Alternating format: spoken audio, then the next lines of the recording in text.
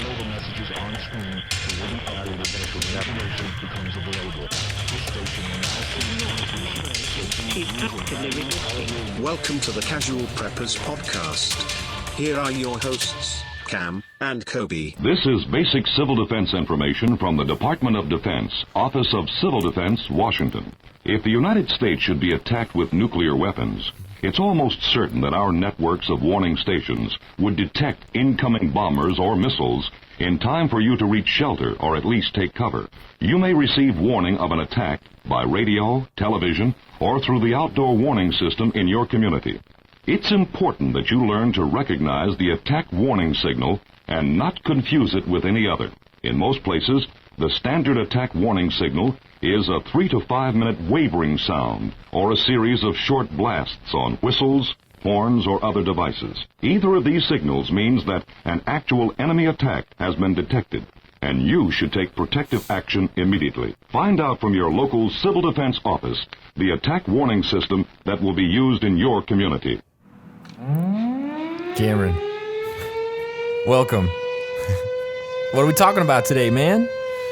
We're talking about civil defense We are. and bombs Yeah. and plans Oh, and man. shelters and all the most exciting crap in the world. Dude, we are so excited. This episode is very different than a lot of them that we've done, but I think it's going to be super fun. Yeah. Right? This information was incredible looking up. Oh, I was man. like, man, I didn't even know. This is probably the most fun I've had researching a Honestly, subject. me too, I think. And it might seem a little like it's not prepping related, but I think it is. I definitely think it it's is. good to know the history of like prepping and preppers, Yeah. even if it's the government, in the United States. It's just good to know it. Yeah, I and kind there's- of talk a little bit about some of the stuff from this, what we... Uh-huh. So we'll get into that. Yeah, there's lots we'll of get really into so that. yeah, we're talking about basically the history of civil defense in the United States, starting from World War I all the way through the Cold War and stuff. So it's going to be really fun, all right? So the official civil defense doesn't exist anymore. It doesn't exist anymore. Yeah. But first, guys, today's podcast is brought to you by TacPack, the only monthly tactical subscription box with useful professional grade stuff inside. Get 10% off your first TacPack with our code casualpreppers at tacpack.com and join the thousands of satisfied subscribers today. That is 10% off with our code casualpreppers at www.tacpack.com. Yeah.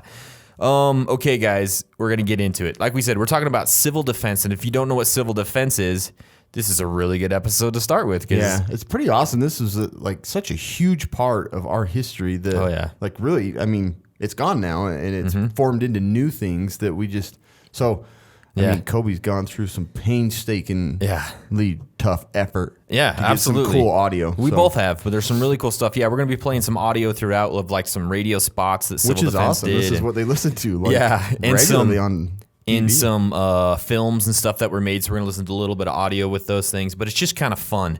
So let's talk about, what is civil defense and what was it when it started. So civil defense is and was the organized non-military effort to prepare Americans for military attack. So that's key. It's non-military. Yeah, that was the one thing that was, I was like, I always thought it was kind of yeah. like Minutemen and things like that. Sure, yeah. Like we have the National Guard. It wasn't anything like that. Nope, this is, absolutely civil defense.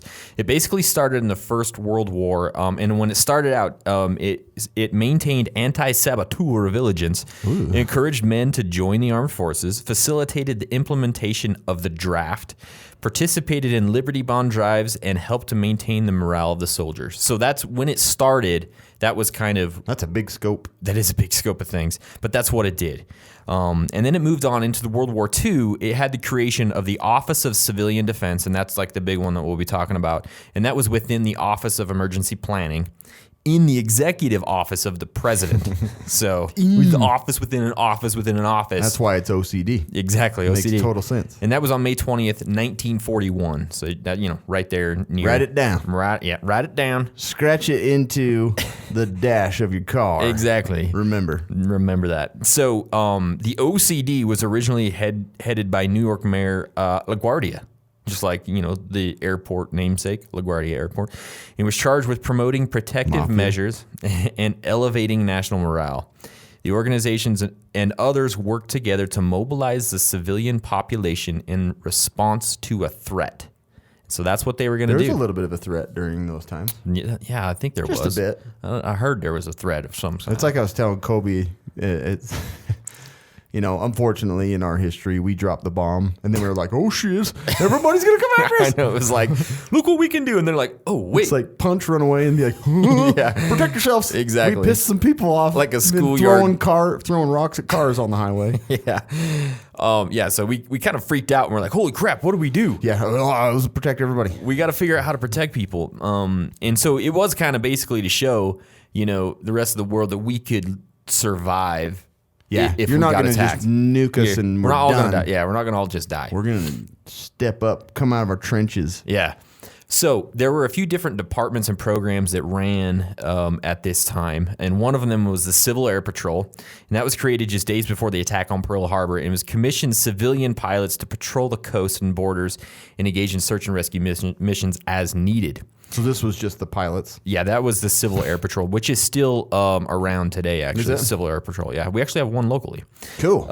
And then there was the Civil Defense Corps, run by the OCD, organized approximately 10 million volunteers who trained to fight fires, decontaminate after chemical weapon attacks, provide first aid, and other duties. I don't know what the other duties were, but they were doing I something. got to get some other duties. They were cooking chili or something. I don't know. Man, was there badges? I want to get some. I'm sure there Civil was. I know for Defense the Corps next one badges. there was the Ground Observer Corps. Eventually, they did have like these pins. If they logged enough hours in the Ground Observer Corps, they got pins. So, Ground Observer Corps watched for enemy aircraft. That's Sat basically on my butt for. Give me a badge. Yeah, no, that's what they did.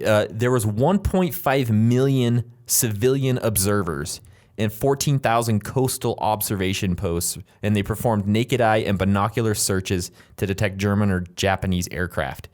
So we didn't have like a nationwide radar or anything at that point. So they were like, what are we going to do? How are we going to know? You can use your eyeballs. You're all just going to look. We're going to get a whole bunch of you and you're going to look at the sky. I wonder how proud they were. I'm a ground observer. Yeah. I joined the corps back in high school. Yeah, I just got done with my training. My eyes were Check this out. 2010. Check this out. See how I do that? Look up the sky. Yeah, you don't know while we're talking, I'm watching up above us. Yeah, you don't even try. You haven't been trained. You haven't been trained to do this. This is kind of cool because both you and I went to that Oregon, that little base that they had up in the trees. Like there's still remnants of a lot of those those coastal watchtowers and areas of, because they're, it's just crazy how much of that history is kind of buried. It is. Like, and it's there sometimes though. literally buried. Yeah, that was. Yeah. So observations were telephoned to filter centers, and then which in turn forwarded authenticated reports to the Aircraft Warning Service, which also received reports from Army radar stations. And this program ended in 1944. So it didn't run a long time, but that ended in 1944. But another cool thing, the Air Force actually produced training videos and guidebooks for these people. It even developed a proprietary gauge. That's cool. I want to find one of those. I know, with various plastic circles that when held up to the naked eye, you could measure the altitude of a plane. So you just look through it and say, he's at 3,000 feet. Give or take 2,800 feet. Yeah, exactly. So that was kind of cool. So then there I was... want to see that contraption. I do Did you too. find a picture of it? I didn't. I probably should have looked. That sounds but- cool. So the second Ground Observer Corps, with programmatic aims and methodology similar to the first, was organized in 1950, and this was obviously the height of the Cold War. The Cold War was starting, and by 1952, it was expanded into what was called Operation Skywatch. Ooh. Yeah, and I'm like, oh, that is so awesome. Gives me tingles just saying it, And it consisted of 750,000 volunteers aged 7 to 86 years old. Pretty much anybody. Yeah, you want to come look at the sky, we'll take you. That was their motto, I think. Anyways, they were You working. like sky watching? Yeah, You 86-year-old and have nothing better to do? exactly. Join Operation Skywatch. And so in January of 54, a meeting between the Air Force and the State Civilian Defense Administrators proposed that it be put on standby mode. One Air Force report stated that besides in an emergency, the vast majority of Americans would rather play bridge, watch television, or go to bed. That hasn't changed any. I know it's like, sounds about the same. I don't know if they're going to play bridge, but Yeah. watch Netflix or go to bed. Look at Instagram. Just replace the play bridge with Netflix. Yeah. That's so cool. that's kind of a cool thing in our history there.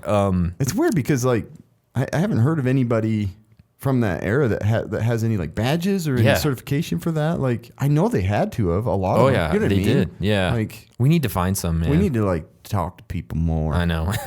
I hate talking to people. We've been in this bunker since the last podcast. What date is it? I don't even My know. wife doesn't know where I am. Yeah. Hi, dear. Hope you downloaded. If you want to hear my voice, you got to listen to the podcast. That's it. That's how we get people to subscribe. Yep. Mostly our family.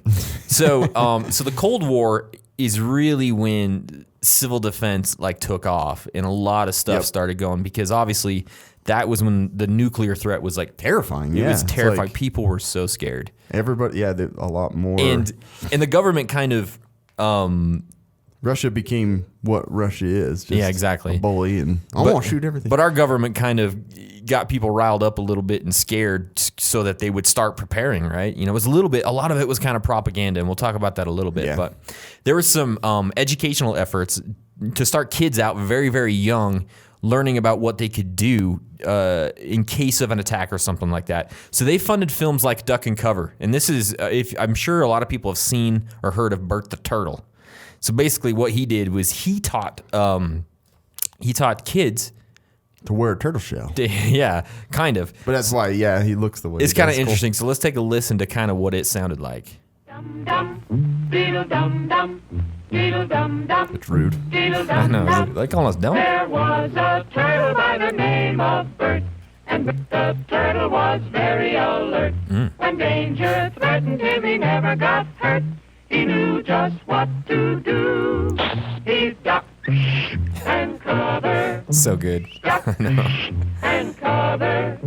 He did what we all must learn to do. You and you and you and you. Duck and cover. No, it's like just someone shooting a Or hat it's a off ruler. somebody. Or Sure, slap him in remember the butt. what Bert the Turtle just did, friends, because every one of us must remember to do the same thing. This reminds me of That's what this film is all cartoons at about. Christmas time. It does. And cover. This is an official civil defense film produced in cooperation with the Federal Civil Defense Administration and in consultation with the Safety Commission of the National Education Association. So those types of things is what Played the at offer. high school pep rallies. And before we talk about the game on Friday, And cover. you Duck. can see like a bunch of the high school boys out there dancing, singing With it. shells on. Yeah, fake paper mache turtle shells on.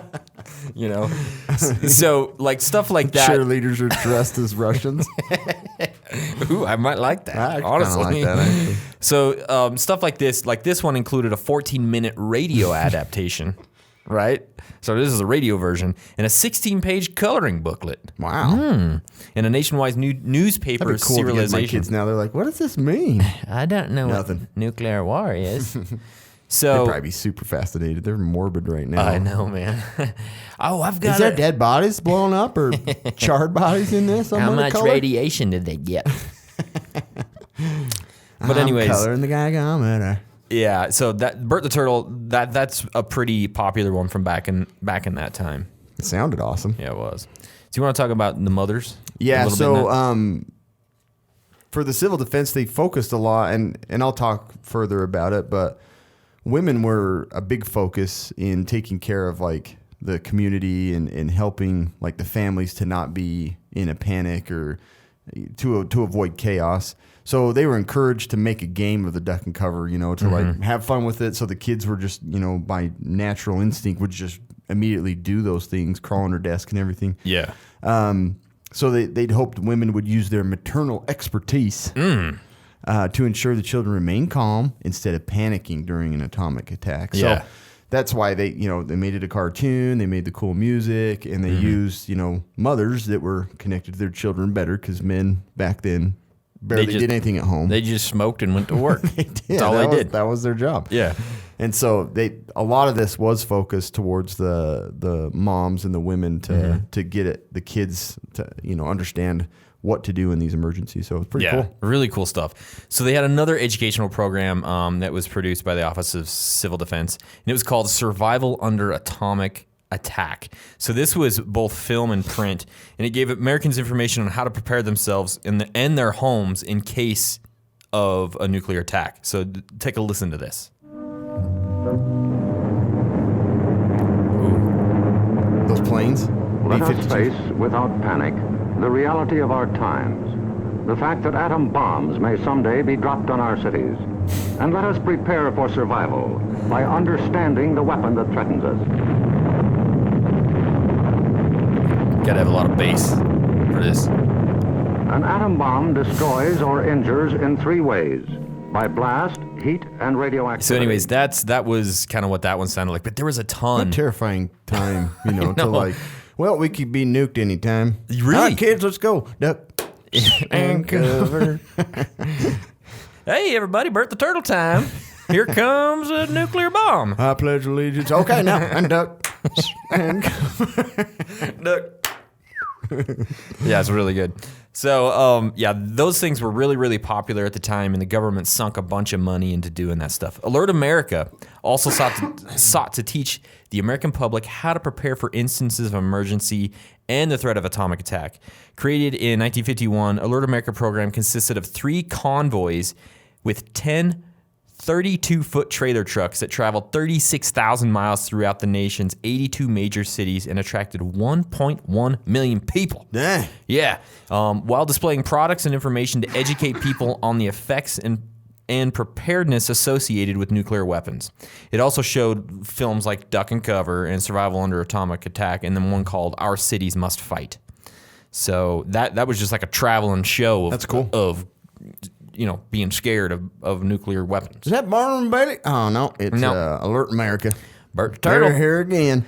I guess there was apparently like a lot of protests, too, around those. Yeah. With like women saying that, we need to have peace. We don't need to be preparing for war and stuff like that. And I was just like, well, they're just trying to prepare the civilization to be. Well, yeah, obviously peace would be fantastic, But yeah, it's like, we got to figure out something to protect some of the people. Exactly. So during the Eisenhower pregnancy, holy crap! I just saw a girl for contraception. That was my last appointment. Okay, it's stuck on my mind.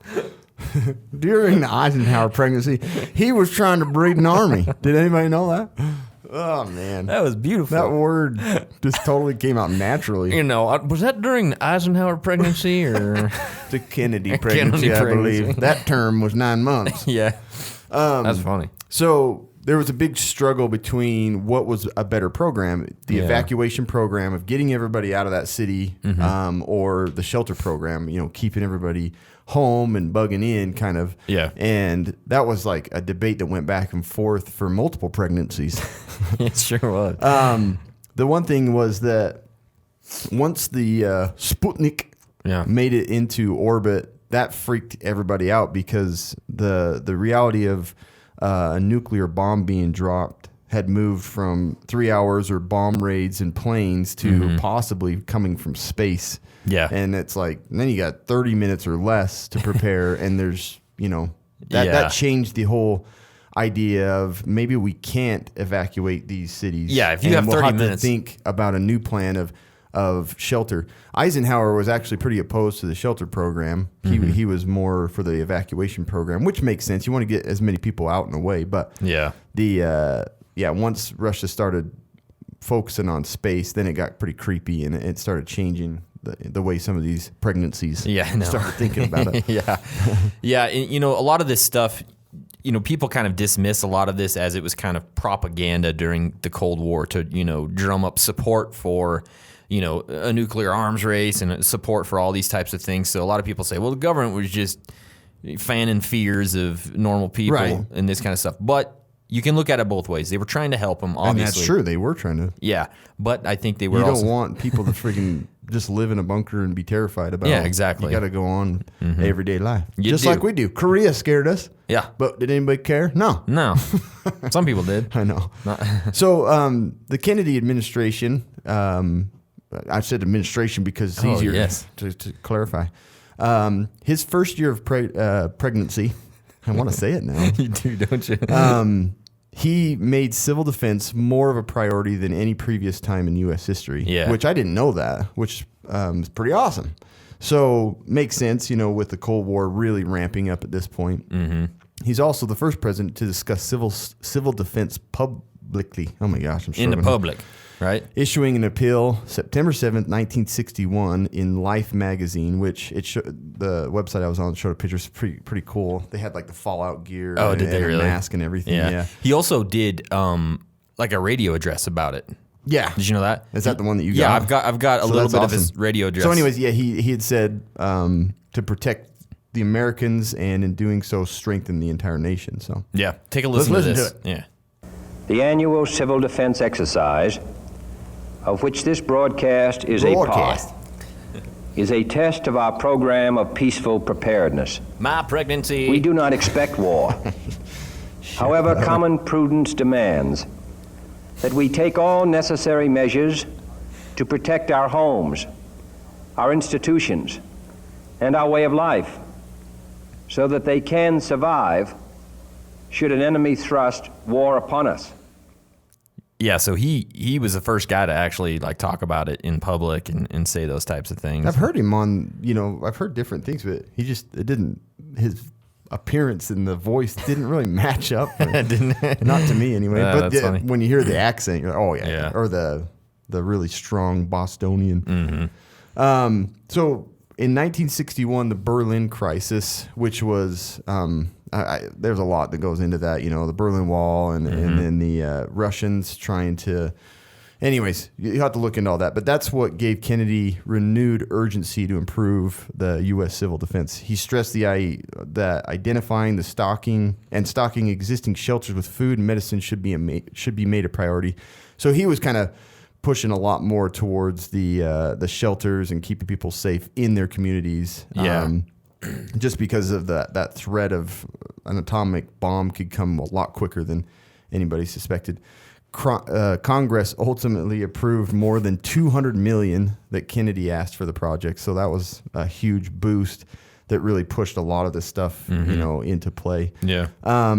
So after his assassination in 1963, it marked the beginning of the drastic cutback in funding of the nation's civil defense. Johnson wasn't a big, civil defense advocate as much anyway. And then with Nixon, it even died further. So that's really where it peaked and then started to taper off was with those following pregnancies. Yeah, so that's kind of the overall history of civil defense and where it started, kind of where it ended up, the actual civil defense office, Yeah, and we kind of want this is where some of the some more crazy ideas about the way that the United States was preparing for a nuclear fallout and all that.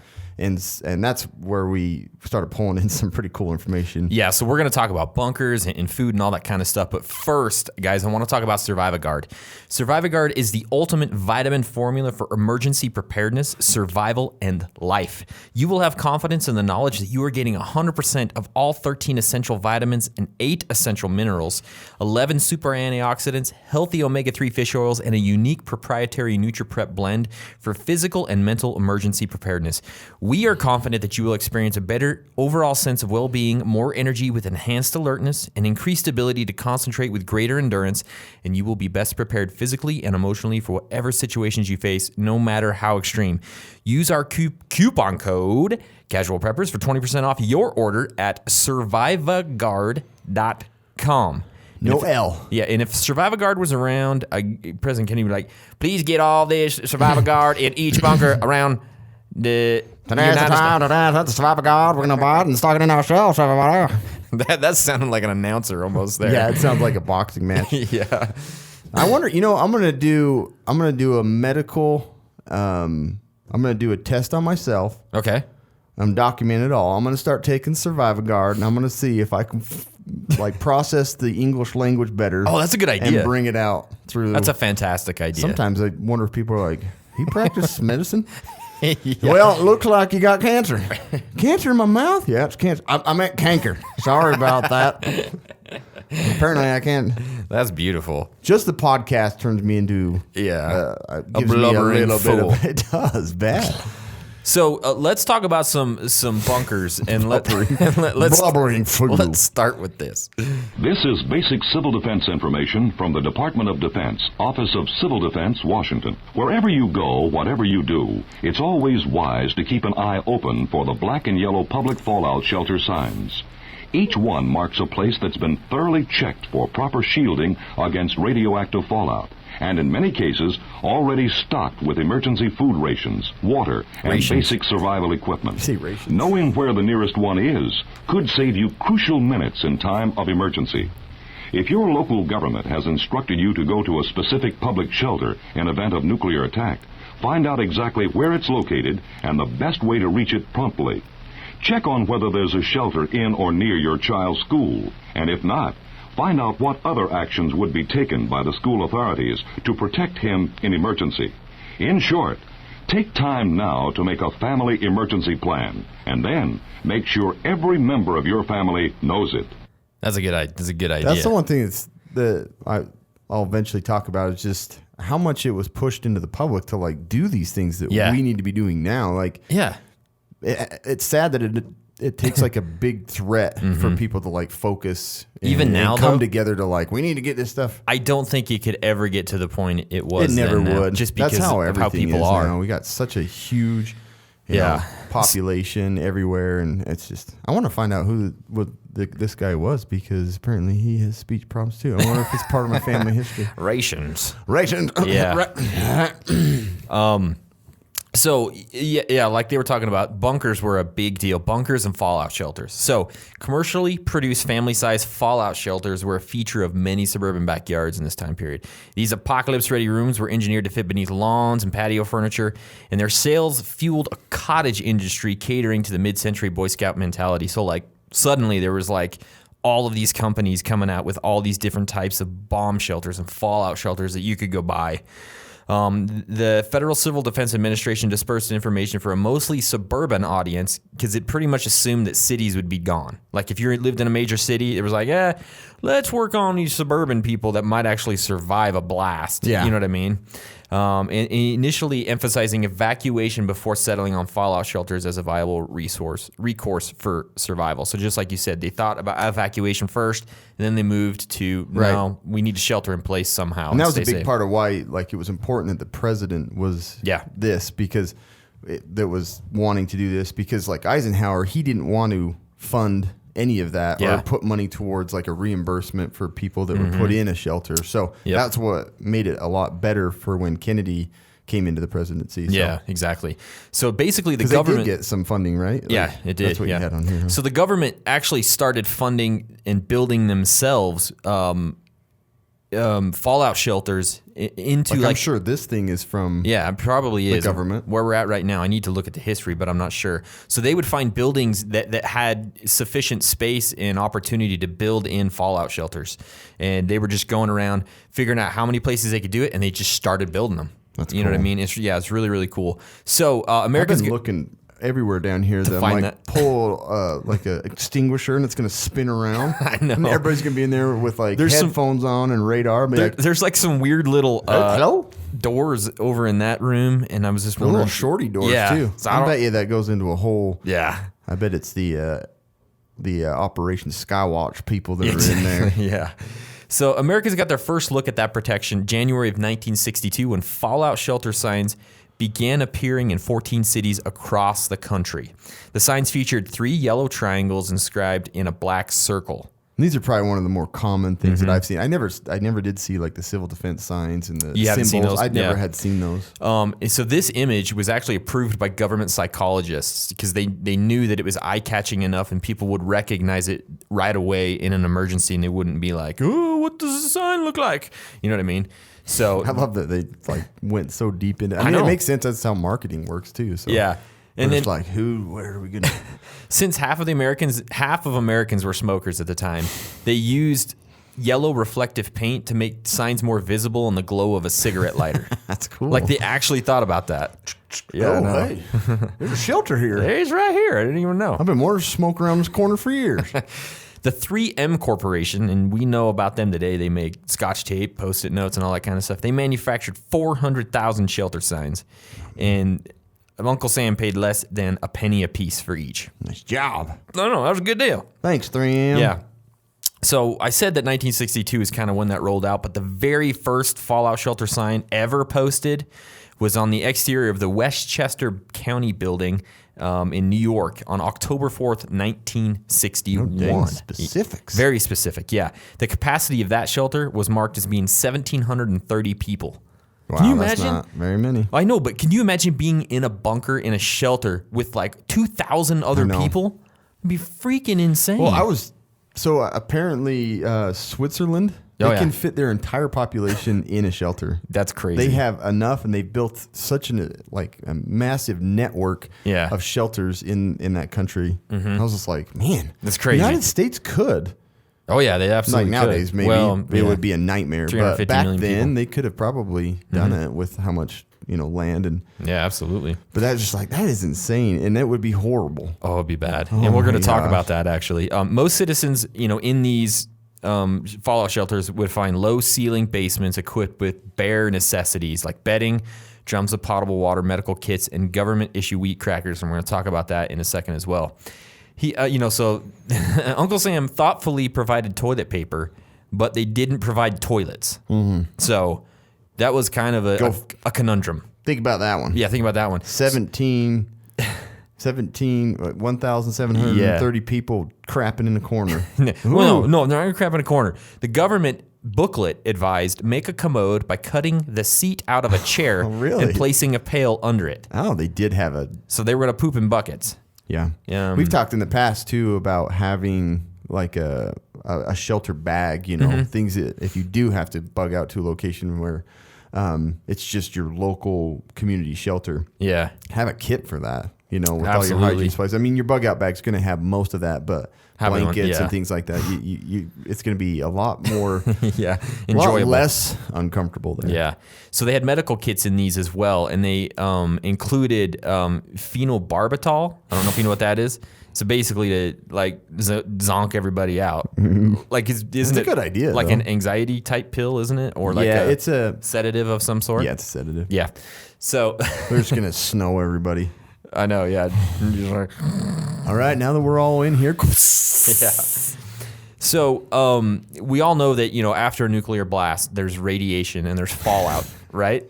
What are you laughing at? Just thinking of them, chilling people out. Yeah. These crackers are good, but I'm tired. I sure am tired. I'm going to sleep again. Time for a bunker nap. Just sleep for a year in that bunker. Yeah. I don't even know what I did. I just slept the whole time. So they knew that because of fallout after a nuclear attack, people would have to shelter in these, fallout shelters for at least 2 weeks, before it would be safe to come out.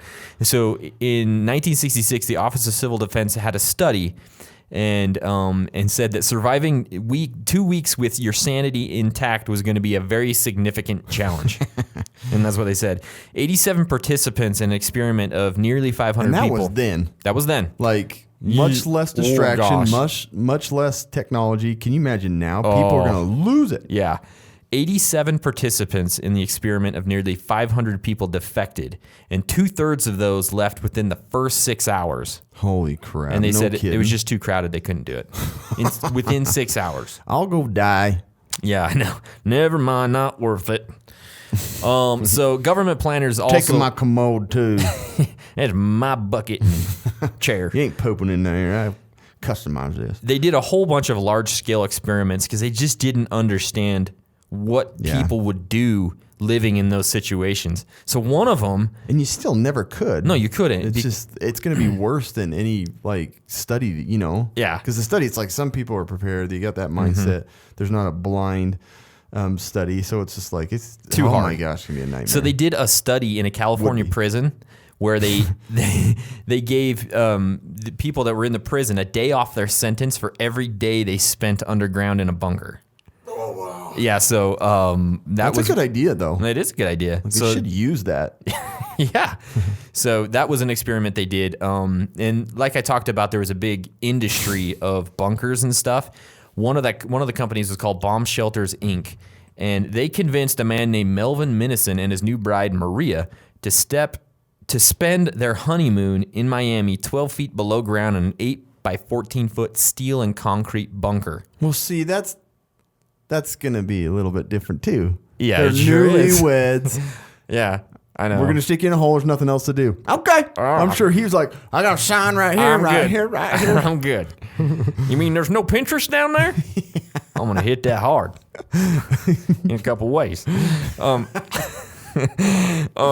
So the pair emerged hot and dusty after 14 days, and then promptly left for a real hot and dusty.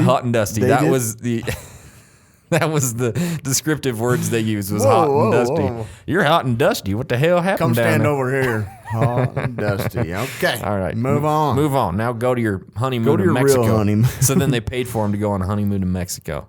That's pretty interesting. Did they? Yeah. To Mexico. Yeah, to Mexico. Well, Mexico then probably was pretty nice. Yeah, probably was nice then. So then in Tennessee, the state civil defense director estimated that about 800,000 of the state's 3.5 million residents could be housed in its extensive network of underground caverns.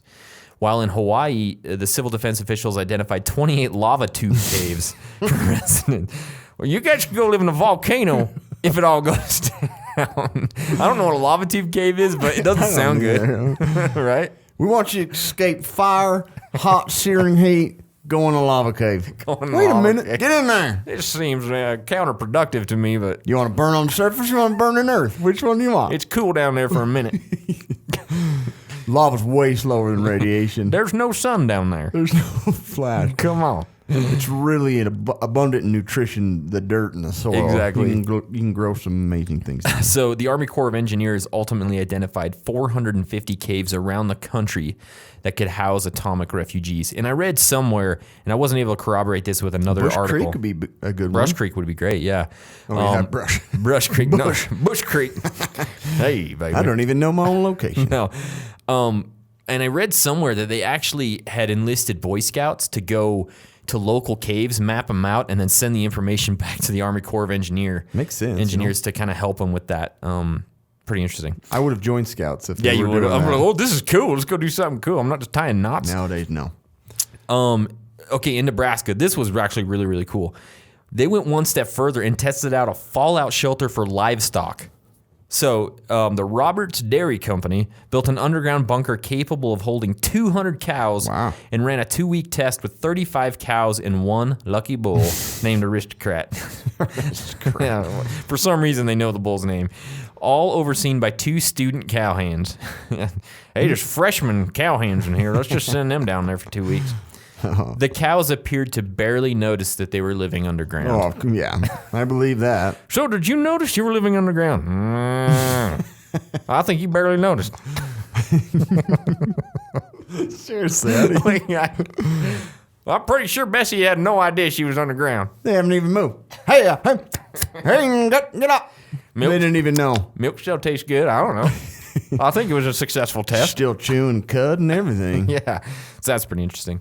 At the end of 1964, fallout shelter space for approximately 121.4 million persons had been located. Space for nearly 64 million had been marked. Space for nearly 63 million had been licensed. Apparently, you had to license it. And space for nearly 24 million had been stocked. You had to license what? The fallout shelter space. Yeah, apparently. That's what it says. That's pretty interesting. And New York City had 18,000 fallout shelters that could house up to 11 million people. But the problem is fallout shelters in like downtown Manhattan would be worthless because this is a thing that people kind of get wrong sometimes. You think of a fallout shelter as a bomb shelter, and it's not a bomb shelter. It's just a fallout shelter. So it won't protect you in That's true. like a blast. Really think about that. So it's basically just to protect you for the aftermath if a bomb went off near you. Yeah. The fallout. All the crap that we talked about in the nuclear episode, all the dust and all the... Yeah, so a lot of people think about that. I mean, they always say, oh, there's a bomb shelter. If a bomb goes off, I'm just going to run there. It's not going to help you. It's only for fallout. Yeah. So that's something and that to makes think sense. about. Yeah, that is different. I didn't think about that. So just That's weird you had to register. I know. Hell, you on arrest. You don't license this bunker There's space. no license or registration on this bunker. Get out of here. That's funny. So just a side note, I thought was kind of interesting. In 2006, a group of inspectors from New York City Department of Transportation were on the usual rounds of bridge and tunnel inspections, where they found deep in the Manhattan anchorage of the Brooklyn Bridge, they stumbled upon a hidden room filled with blankets, water, shock prevention drug called Dextran, and 350,000 crackers. The supplies were all marked as coming from the Office of Civil Defense. So there was a bunker in there they didn't even know about. In the bridge, in the base of the bridge. I was trying to figure that out. Like, so for 30 years, the inspection team had missed that? Yeah. Come on, they're government or workers. They knew it was there and they were taking naps and eating crap down there. The one time that their supervisor came with them, were like, Jerry. Oh, when you look. come around the bottom, you're going to see a bunker down there. Do not report it. Go in and eat it. You put that on your form, I'm going to kill you. Go ahead, have a nap. I've been sleeping in there for 30 years. Them crackers are pretty good. Put a little cheese whiz on them. So I was like, holy crap, it took till 2006. Yeah, like, what were they doing? Oh, I didn't notice this huge bunker down So here. I was saying, like, it had to have been the one time that the supervisor went on rounds with them. Yeah. And they were like, we haven't been in here. What? This door's always been locked when I've been down here. We thought you had the key. You don't have the key? My card swiper doesn't work. So let's talk about civil defense food, because this is a very, very interesting topic. So in 1955, Eisenhower's Federal Civil Defense Administration launched a propaganda campaign they called Grandma's Pantry, calling for each household to have a ready 7-day supply of food and water in case of an attack. So listen to this gem right here. What's with the basket, Mom? Picnic? Nope, this is Grandma's Pantry, Hey, modern Beaver. version. Great, Mom. Only what's it for? Civil defense. And you're the one who brought the idea home from scout meeting. Here, help me check off the list. Fruit juice? Yup. Powdered milk? Right. Canned meats? Yeah. Into civil defense comes Grandma's Pantry, the symbol of preparedness. Unexpected company? Grandma always had plenty for everyone. No matter what unexpected disaster, your family should have a 7-day supply of food on hand, kept well protected in jars or tins, and safe in a shelter area. In an emergency or during evacuation in case of enemy attack, it's too late to plan. You will have to depend on your own resources, on Grandma's Pantry. Assure the future. Know the 6 steps to survival. Make this year your family's year for civil defense. You take the first step. Civil defense, an American tradition. So that was awesome. So they had some films and things on Grandma's Pantry. They had women's magazines even carried articles like, "Take these steps now to save your family." And Sears and Roebuck erected government-produced Grandma's Pantry Not exhibits, panty. not panty, exhibits in 500 of its stores. But it makes sense, too, because Sure you can make gas, or you sure can make can. filters out of those. This encouraged people to stock up on Hawaiian Punch, Campbell's Soup, Tang, boxes of cornflakes, and candy bars. How old's Hawaiian Punch? It must be pretty dang old. Cool. At least back to the 50s. But yeah, I thought it was interesting the name they used because, you know, it was always like grandma or your mom or whatever had those. Your mom had those supplies and everything, but the focus was shifted to like every family needed to have these. Yeah. And I thought it's interesting, 7 days, not 72-hour kits, which 7 days. You know, it's like we've been told to do it a lot easier. Yeah. 7 days makes a lot more sense. So in addition to those canned food and bottled water, the FCDA brochure stated women should keep flashlights, first aid kits, portable radio in their homes at all times. So not just on the food, you know, it was focusing on, you know, your regular family storage.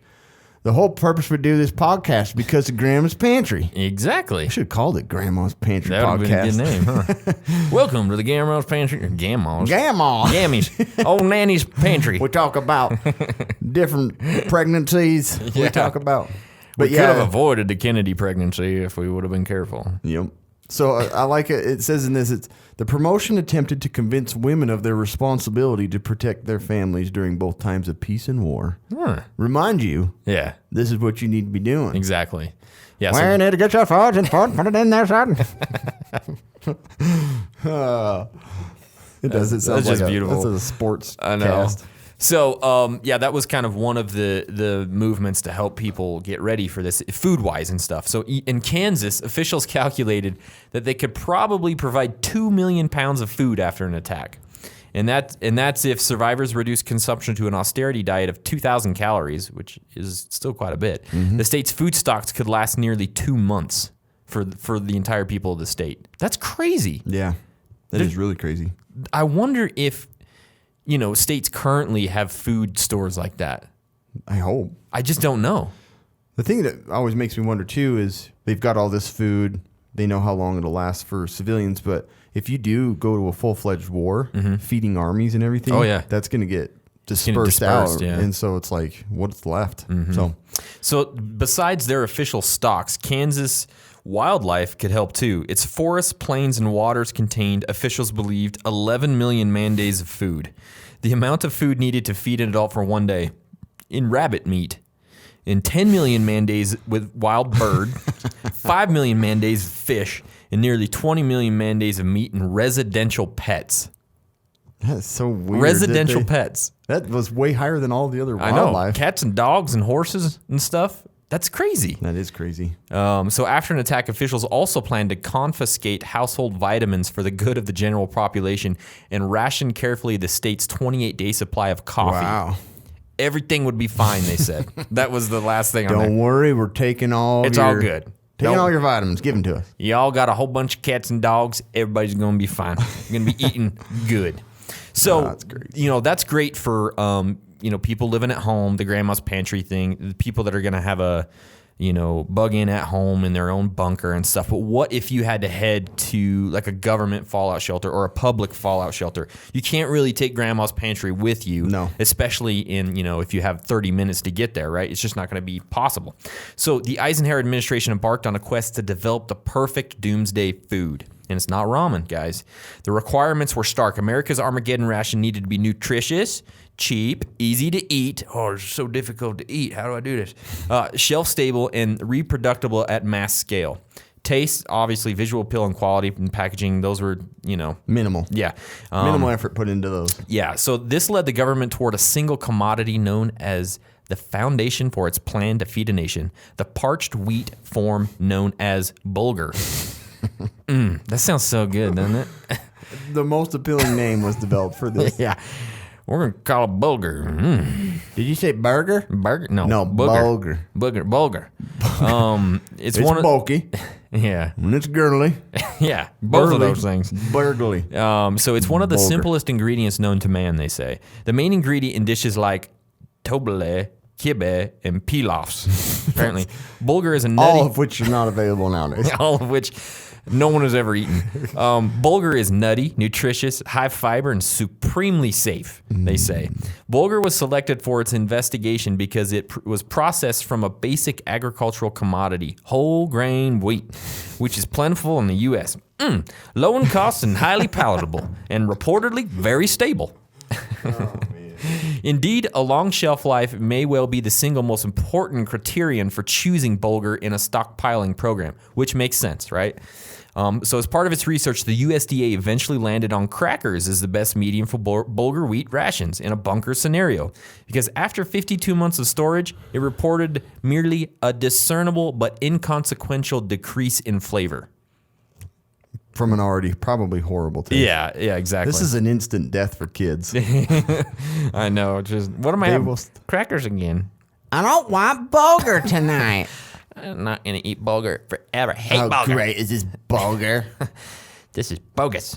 Bulgur. So after millions of dollars and years of research, it turned out that after a nuclear apocalypse, the remnants of the American civilization would survive by chowing down on whole wheat crackers. The government dubbed its creation the all-purpose survival cracker.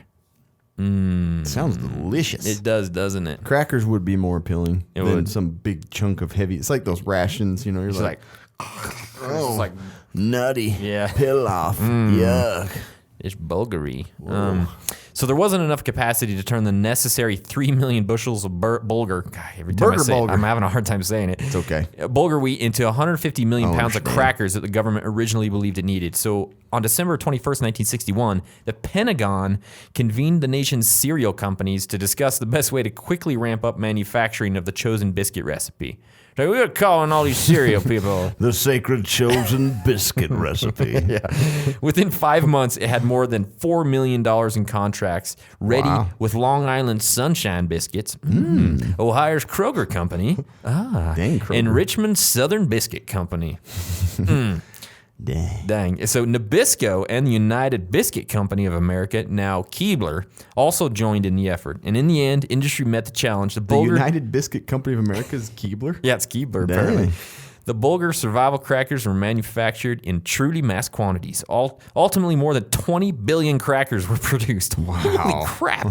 That's a lot of crackers by the end of 1964, and then sealed in airtight tins that varied in size depending on the manufacturer, often over 5 pounds and holding more than 400 crackers.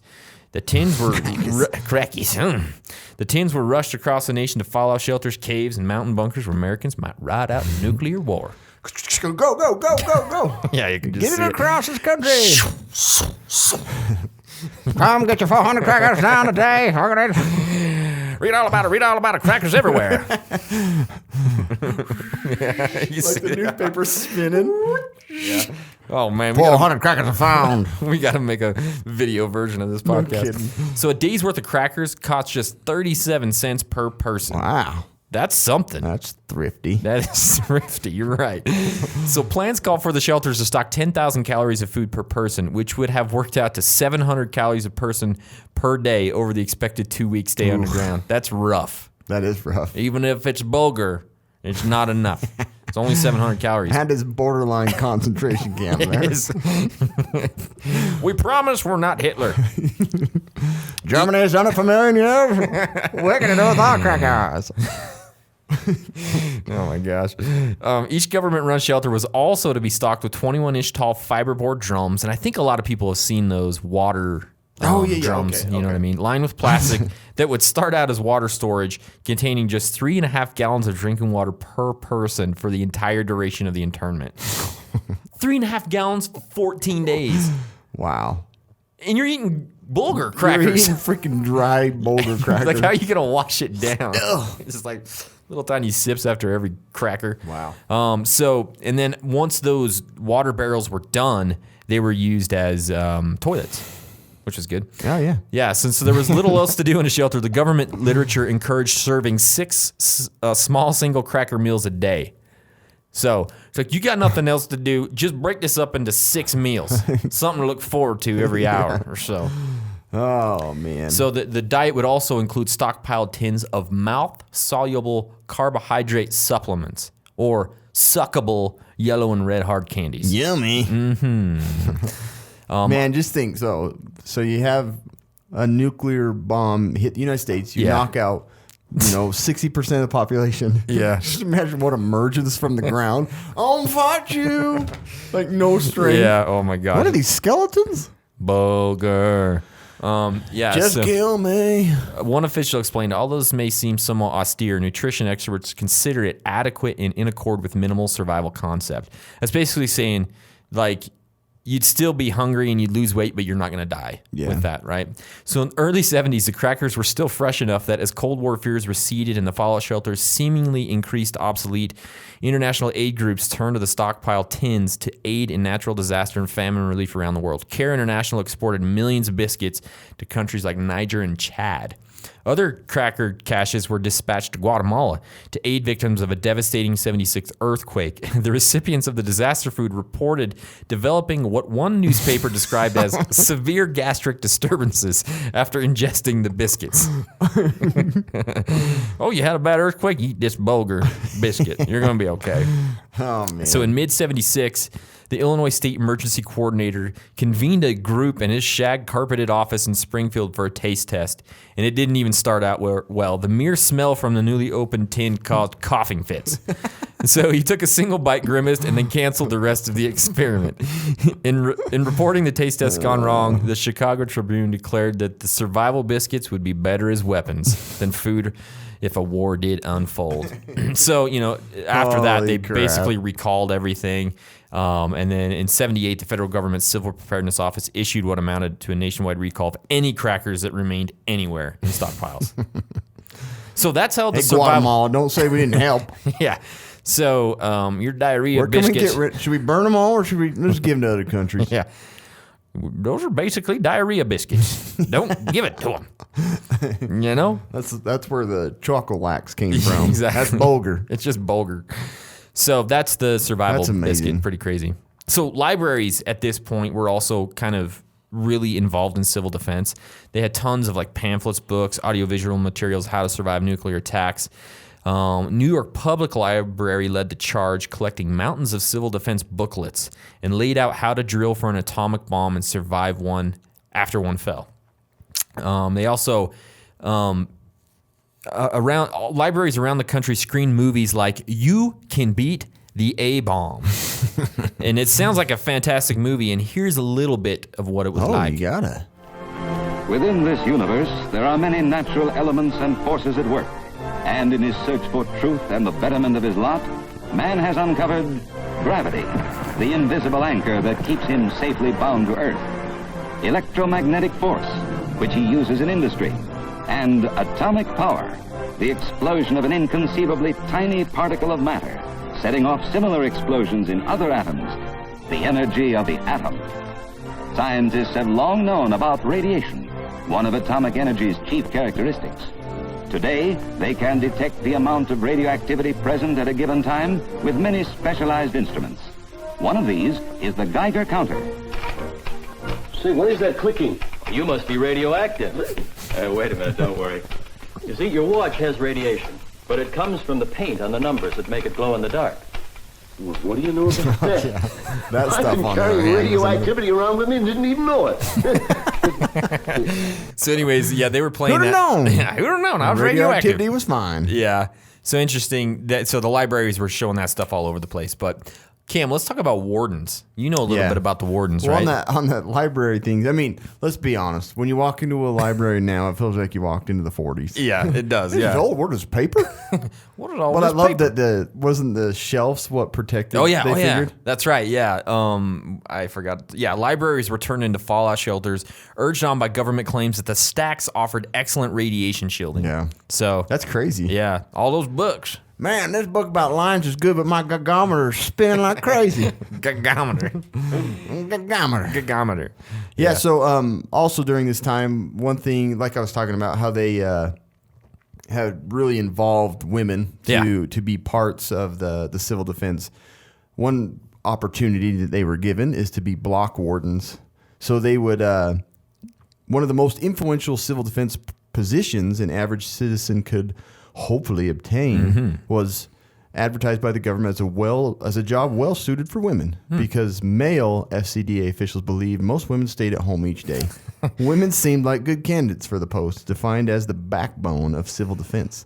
So these block wardens, they would keep an eye on the neighborhood and help, form little community like education sessions and things like that too. Yeah. They kept an accurate census of the block, trained people how to fight fires, administer first aid, distributed government literature, and remained in charge of preventing panic. So they were like, "You're in charge of preventing panic." Yeah. I'm like, "Whoa, heck, is that panic I say?" That's under your watch. That's all I'm saying. Documented. So two of the most important aspects of the job, designated responsibility and exhibiting leadership qualities, normally traits associated with men, not women, required that the block wardens occupy a high-profile position in the community. So the men obviously thought that this was a good opportunity for them to feel like men. Yeah. Let's throw them a bone here, So obviously, different time in the world. The other thing was the Civil Defense Association helped. They created these little booklets called the Home Protection Exercises for American Families. And this was developed by Catherine Graham Howard, who was like a lead and a prominent civil defense person. And she actually traveled around, and she was part of what was that traveling? Oh, yeah. She was Alert America or whatever. The only thing is, obviously, when they were doing a lot of nuclear testing, she was like trying to defend that and say that we need to do this, and then she was just like, "Screw it, I'm done. I'm not doing this It's anymore." like I'm not defending that anymore. Anyway, the one thing I thought was pretty funny in here, it said they helped make the educational pamphlets that pamphlets that taught housewives how the careful completion of ordinary domestic chores could help prevent panic and chaos following an enemy assault. That you get your chores done, and the Russians are going to come in. Everything's going to be all right. The house is going to be in order. I'm like, how is a woman involved in this? Because I really think that this came from the men. Yeah, it seems like. Make good and sure your chores are done. Dinner's meals done when I get home. Kids are in bed. And panic will be reduced. Everything's going to be fine if we do that. So, although the government sponsored protection exercises targeting the entire family, Howard, with support of Eisenhower and Peterson, another part of the civil defense leadership, suggested that women needed to assume a leadership role in readying the home against potential nuclear holocaust. Yeah. Nuclear. Each booklet incorporated a diverse grouping of home protection guides, from home fire and home decontamination. And that was part of like the little going around and teaching all the different things about how to lower panic and make women do their jobs. Yeah, exactly. But they did. They taught a lot of important things to other women. A lot of those skills were spread, for free, which was a cool thing. Well, I saw too that a lot of them would make like maps of the neighborhood that they could post, so everybody could see where they need to go. Yeah. Like you said, they kept a census of how many people lived in the neighborhood and where the nearest fallout shelters were and all that kind of stuff. Yeah. And it was nice. It taught them a lot about like basic survival skills too, with like first aid and everything, because some of them are nurses, and so it was a good opportunity for women to kind of use their knowledge and kind of protect the because men could care less. They just wanted to make sure the house was in order, so that if the Russians attacked, the kids wouldn't get scared. Wardens need to do massages for husbands at night. Yep. Rubbing their tootsies. So now this block warden idea has moved into home wardens. A home warden, yeah. So a woman make sure the men are in order. So that's way cool. Have you heard of Operation Scram? So this was basically, Operation Scram was a code name for the country's first civil defense evacuation drill in a large American city. So this took place in Philadelphia on the morning of November 23rd, 1954. This is just insane because I can't... So who was that? That was president? Was Eisenhower during that time? I believe so. Because didn't they do another big one with Kennedy? I can't remember. No. Anyway, I just can't imagine this ever happening. So listen to this now. There's just no way. The prearranged drill was a simulated response to a Soviet nuclear attack on Center City, led by Mayor Joseph Clark. Some 25,000 municipal employees, office and factory workers, and residents in the area between Broad and 7th and Race and Market Streets were roused by civil defense sirens. They walked from City Hall up to Benjamin Franklin Parkway to the designated assembly area at 21st Street, a quarter mile away. From there, in a real emergency, they would board transport out of the city. The participation rate was 98% of the people in that area. There's no way in hell that would ever happen today. No. It just wouldn't happen. No, there's no way. Yeah, so I just thought that was crazy. That's a huge success of a drill. Exactly. I like the other 2%. I tasted those Bulgur. That's garbage. I'm staying here and I'm going down with I the want to ship. die. Yeah. Yeah, anyways. That's impressive. So there was some other crazy stuff I found. New York City spent $159,000 on 2.5 million identification bracelets or dog tags for students to wear at all times. Obviously the purpose being that they would distinguish children who were lost or killed in a nuclear explosion. That's because we knew what it did. We saw pictures. Yeah, in schools in Indiana County tattooed children's blood types under their armpits. They didn't do it on their arms in case their arms would get blown off. True. That's crazy. Also, home economics classes taught girls how to furnish bomb shelters. Wow. Yeah. That's cool. I'd take that class. I'd take that class any day. I'd sign up for it today. Yeah. I want my kids to learn. Exactly. Real quick, I do want to mention survival boxes. Too bad they weren't around during Fallout times. They are the only subscription box packed. They are the only subscription box packed with all these subscriptions. This is a wicked, awesome subscription box to prepare for surviving disasters, emergencies, or your next outdoor adventure, or your local fallout.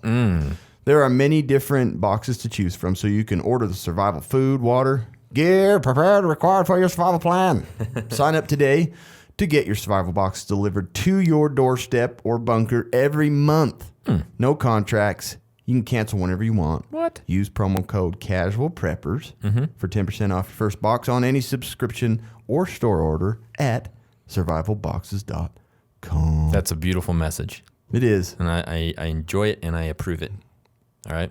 So you could probably get a 72-hour kit out of most of those for a single person. Absolutely. So, Cam, what can we learn or take away from all this info? Yeah, so the civil defense doesn't exist anymore, and it's moved into newer things and more organized system, which we'll talk about. But the thing that it's to be involved in like your public, disaster effort and all that, just knowing, like we have so much accessible information now with websites and, even old pamphlets. It's like back then, it was such a better effort, but there was such a higher risk. I mean, not that we probably are at even more of a risk now, but people just don't care. Yeah. So I think one thing, to take away from all that old information is like, we don't have the push for it now as much as back then. And the involvement is pretty low, but we need to just get involved now. And that's why you've kind of like push this stuff on the podcast, just the basic stuff, because the government's like, these people don't listen, and they really, we don't. And so just focusing on that stuff, using all the available information and things we have now, which I'll talk a little more about here in a minute, but think about those lists and stuff. Look at those old things that people have done and how they prepared, and formulate your own plan now. Yeah, it's such a good idea. But you do have local emergency management that can really get you ahead of pretty much your whole community. Yep, it really easily. Yeah. So anyway, just some of those things. It's like, it's too bad that the government, it's kind of like giving up and just like, they have all that stuff for us, but it's we just need to get involved. So today let's talk about how it's kind of moved into this new and where it came from. Yeah. So real quick, don't want to go into a super big history lesson here, but so once the Carter administration came into effect with President Carter, he immediately began a review of the disjointed system of bureaucracies that manage the civil defense. So it was kind of just scattered. There's multiple different little groups and things, and he wanted it to all just kind of be consumed into one thing. So he issued Directive PD 41 on September of 1978, which sought to clarify the administration's view of civil defense. However, they didn't really have a plan at that time or implement anything. Sounds about right. Yeah, interestingly, that's exactly how it works today. So during this whole trying to figure that out, this is a big event that happened in March 28, 1979. The nuclear energy power plant on 3 Mile Island near Harrisburg, Pennsylvania, had a disaster. And basically, they saw from this disaster slow response, poor local and federal coordination, miscommunications that occurred, and the accident dramatically demonstrated the need for a more effective disaster coordination and planning. So just like he was starting to get into, like, we need to organize this. This was like a perfect example, and it was a big mess, and it could have been better. So on July 20th, 1979, the administration issued Executive Order 12148, which established the Federal Emergency Management Agency, as we know it. FEMA. So this is when the FEMA was developed. And if you go to FEMA's website, you can see what is all pooled under FEMA. It's massive. So they have the federal... at this time, the FEMA absorbed the Federal Insurance Administration, National Fire Prevention and Control Administration, the National Weather Service Community Preparedness Program, the Federal Preparedness Agency, General Services Administration, and just a bunch of other stuff. General Services Administration. Yeah, I bet that one's sounds gone. like a government bureaucracy if I've ever heard one. Right. I work for the General Services Administration. We do general services. What department are you from? General Services. Yeah, I'll do whatever I want. What else do you want me to... Here's my badge. Here's my badge. So at the time, the creation of FEMA represented the single largest consolidation of civil defense efforts in U.S. history. So interesting. So the civil defense kind of started to get pulled into FEMA, which is what we have now. Yeah. then later, more direct approach of kind of breaking up into how to defend against, weapons of mass destruction and security in the homeland. That's when the Bush administration began to develop a number of strategic documents and statements that outlined the president's vision for protecting the nation. And these included the National Security Strategy, the National Strategy for Homeland Security, and the NSH, the Strategy to Combat Weapons of Mass Destruction. So, Department of Homeland Security and FEMA are together, but that's the differences that kind of started from the civil defense. So now we have the FEMA agency, which is part of the U.S. Department of Homeland Security.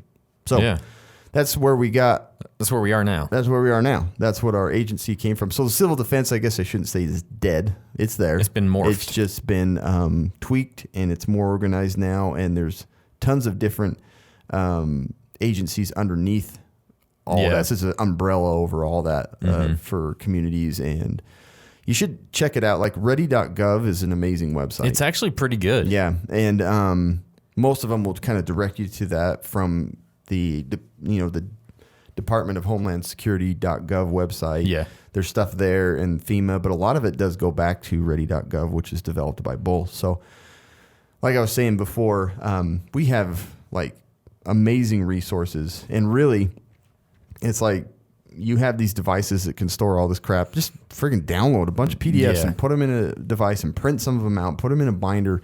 It's the least that you could do to get prepared for like all kinds of different disasters. And they break it all down. It's like hurricane disaster, flooding, earthquake-a-canes. Yes. That's going to be in there soon. But so just go out and get online. Today is the day. Go find yourself a computer. Yeah, surf the web. Ready.gov is open for everybody. Yeah. No subscription. Cancel anytime. Use our code Casual Preppers at checkout to get absolutely everything for free still. Yeah. But yeah, I thought that was pretty sweet to see how the civil defense has moved into a more organized thing that is not pushed out there very much. No, I just think it's cool to see the history and see where we were, and it's just, it kind of makes you nostalgic for those types of times and where everybody was, kind of together and prepping together. I know, it's freaking cool. It's like a dreamland. It is, yeah. So, that's what we have. That's civil defense. We appreciate you guys listening. That was fun. Yeah, it was a good episode. That was a cool. I mean, I learned a ton of stuff that I'd like. Yeah, and I know that's a little bit different than a lot of stuff. People like, they love their tips and they love their top 10 lists. Yeah, and we thought we'd mix in a history lesson and show you just how crazy people in the government can be in time of panic. Yeah, but I just think knowing the history of this stuff, especially as a prepper or a wannabe prepper, it's good to know. Yeah, you know. So that's all we have. Yeah, yeah. We appreciate you guys hanging out. Should we talk any about the next episode? If you want to, we can do that. Secret. So from this, it's like what happens in these events and what happens with the government. How does the government continue to function? There was a lot of stuff we wanted to include in here, but we wanted to kind of go over some of the crazy crap that the government has planned for themselves. Yeah. So we're going to talk. I think we're going to talk. They're still the most important in our country. On the next episode, we're going to be talking about continuity of government a little bit and how that works, because that's something you need to know as well. That's your government and that's their plans and that's your money. So we're going to talk about it. To protect themselves. Yeah. All right, guys. See you later. Appreciate it.